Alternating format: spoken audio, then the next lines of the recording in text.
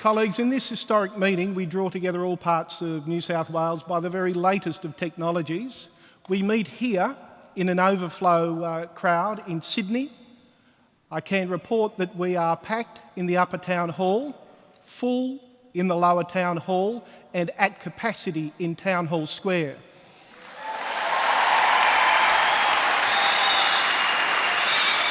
We want a Department of Education and a minister who's prepared to stand up and defend the public education system from a vicious, ideologically driven group of economic fundamentalists that populate the Treasury and the Department of Finance.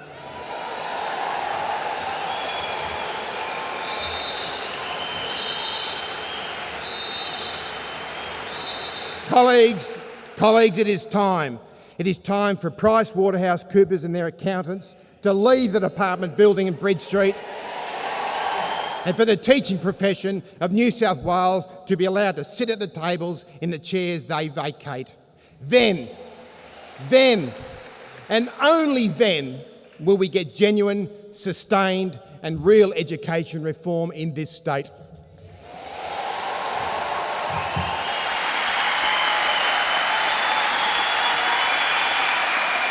Lisa Forrest, and it's my pleasure to be here on this Community Action Day. A fun day, we hope, but also with a very serious measure, because we are disappointed with the cuts that have happened to both public education, both in schools and in TAFE. We wouldn't be here if it wasn't for TAFE, because that's where we started. Hey, you keep telling you that's my home. Come on.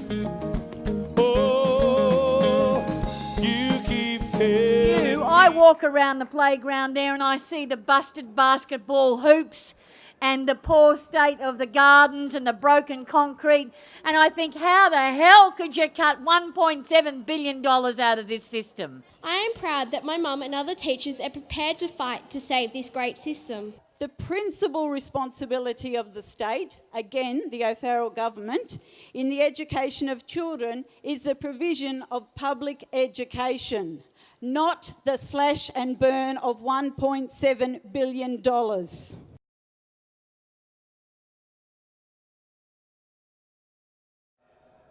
I know that everybody in this room has lobbied, many people for many, many years, about changing the way that schools are funded. To the students who've received scholarships and recognition tonight, and to all of you here to celebrate not only public education but the great accomplishments of these young people, it's a really big pleasure for me to join you here in the City Town Hall. We got GONSKI. Thank you so much for being here. We love being here at the Town Hall, filled with all of you talented students, dedicated teachers, hard-working principals, not to mention dignitaries and...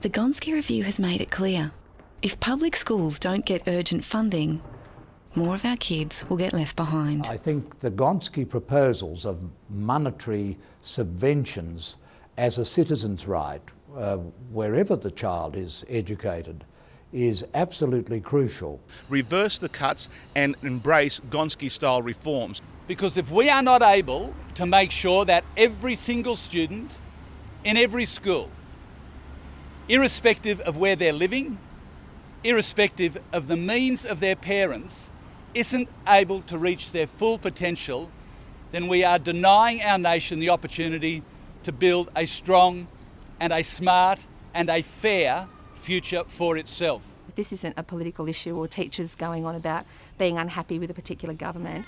This is about looking after every child in our country. The Liberal government in New South Wales has got to move beyond rhetoric to action. It's time for action. It's time to invest. We're in that final 2-week phase just before the COAG, the Council of Australian Governments, that are meeting in Canberra on April the 19th. Mr O'Farrell must sign the state government up along with the federal government. It shows you how much people It's care. massive. 3 cheers to GONSKI! Hip hip! Hip hip! Hip hip! It's a great role. A lot of kids, a lot of parents. It's got to happen. It's got to happen. Anywhere they go, in their home state or territory, they are going to see people holding signs, holding hands, holding banners, wearing T-shirts, telling them that our kids are worth it. Absolutely. And it's time to sign up. Thank you very much.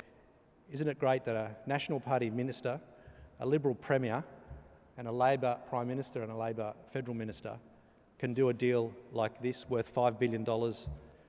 We got GONSKI.